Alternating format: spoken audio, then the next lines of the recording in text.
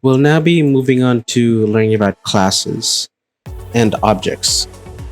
So, a class is very similar to an array in that it's just a container that contains a bunch of different variables. And you can access variables by getting the name. So, let me demonstrate. So we use the class keyword to declare the class, and we call it my class, for example. And then in here we can give it variables. And the thing with variables inside classes is you have to give it another keyword, which is either public. So public var1 is equal to hello, or it can be private var2 is equal to world. All right. And the difference between this public and private is that with if it has the public keyword, means that you can access this variable from outside the class, while variable 2, it can only be only things inside this class is able to see variable 2. So let me demonstrate this. So I create a variable called class var is equal to new my class. So this is the keyword to create a class. So this class right here, this isn't an actual object, it's a class, which you can imagine it like a mold, like for a factory, right? If a factory makes like a plastic bottle, you have a mold of a plastic bottle, and that defines like the shape and all the things of the plastic bottle. And then that mold can create multiple bottles, right? The same thing here. You have the mold, which is the class, and then you can create multiple instances of this using the new my class. So we have a class var1, class var2, class var3. So you can create multiple objects that have this class right here. So if I write echo dollar class var1 arrow var1 is this, no, that's not correct. Oh, it's echo. Here it is. So echo, then we call this dollar class var1, and then we use this arrow function right here to access the inside of the class, and we call the public this variable var1, which prints hello. If we were to, and then you can do this with the other classes as well. So we can go class var2, and then that also prints hello. So all of these are basically duplicates of this class right here. And now the difference between this public and private is that while we can call var1, if we try to call var2, we get an error because var2 is private. It cannot be accessed outside. So it will give an error if we try to access it. So if it cannot be called outside, then how do we access this var2? Well, that's because in classes, you can also declare functions inside. So if in that's inside the class, we can write function and call it like a print function. All right, and then the print function we write echo. Then if you want to access var1 and var2, you have to do $this, which basically what this is let me write it like this. So we can't just directly call var1. This will not work. That's because var1 and var2 don't actually exist. This is just, like I said, it's just a mold. So var1 and var2 aren't created until they are created inside, they're created with this function. Only then will the mold create the product, you know? So we want to call the class, the var1, with inside whatever product it is. So we use the $this right here, var1. So what this means is that when we create the dollar class of var1, this will essentially is the same thing as the dollar class of var1 or var2. When we run it, this is replaced with this class var, or whatever you name the variable. So whenever you want to access variables inside, you use the this function right here. So we do echo var1 space dot this var2, right? And now we can do arrow sign and we can run the function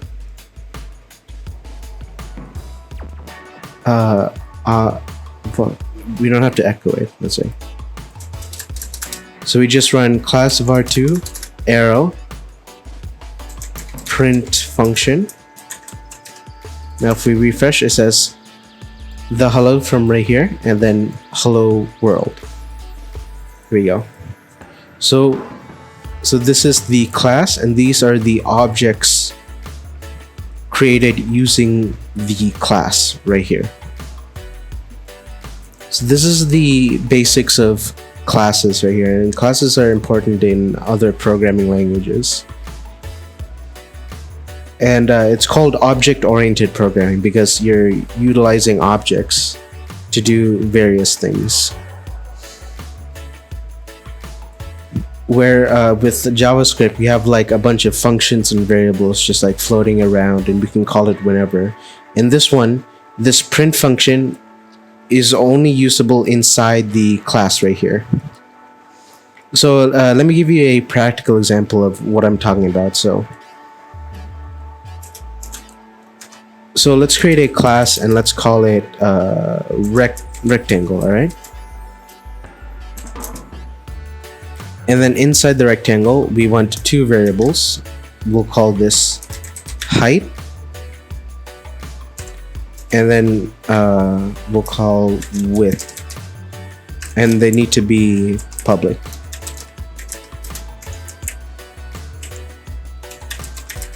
Okay.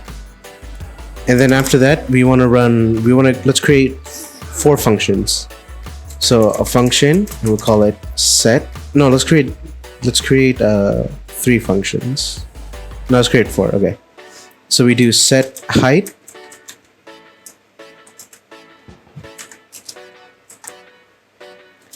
And then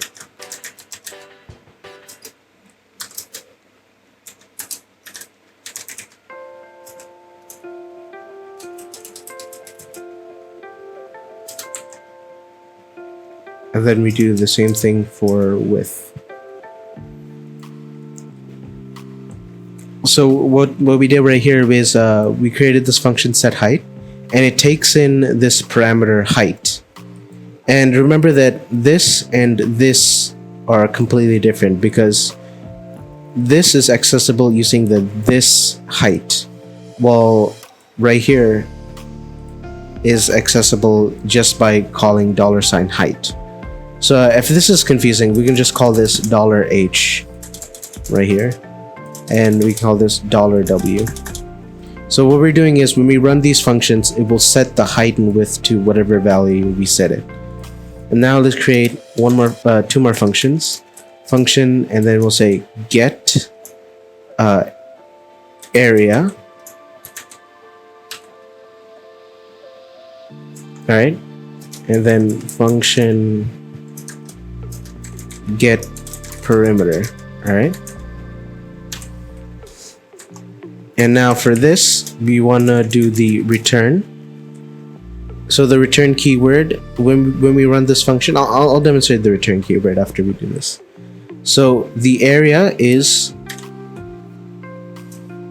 this height times this width, right?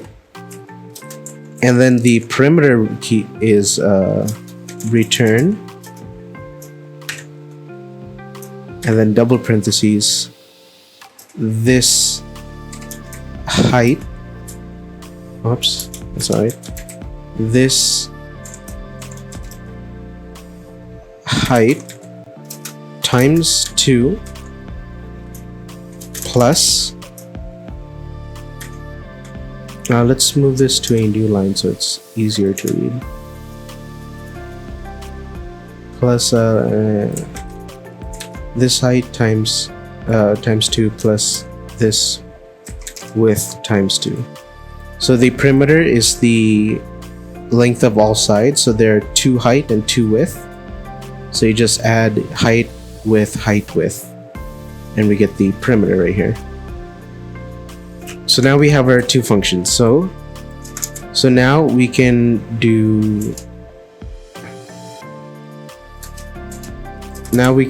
this. We can create a rect var is equal to new rectangle.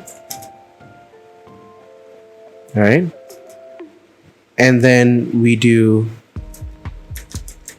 rect var set height, and we can set it to, let's say, 30, and set width to, let's say, 10, right?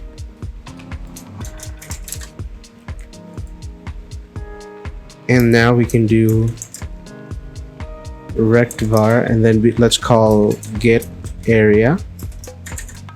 We have to echo it, so it prints echo get area and echo get perimeter. So now if we run, we have an error because it's returning 0. Why is this? Let's turn the height. Okay, I see. This should be reversed. So this height should be $H, and this width should be $W. There it is. Okay, now it works. So get area, and then let's echo space.